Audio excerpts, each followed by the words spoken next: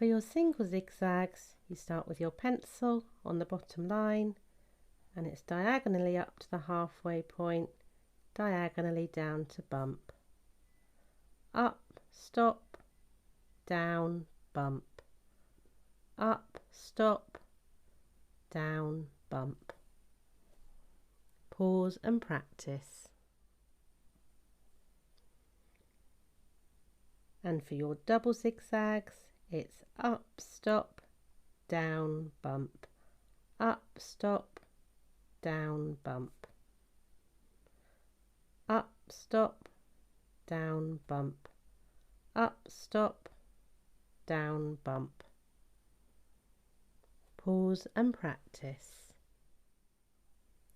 For your single curves, it's pencil on the bottom line, and it's up and over, down and bump.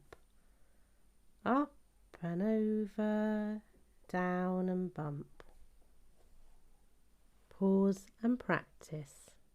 And for your double curve, it's up and over, down and bump, and up and over, down and bump. Trying to keep that nice and smooth as you go into the second curve. Up and over, down and bump, and up and over, down and bump.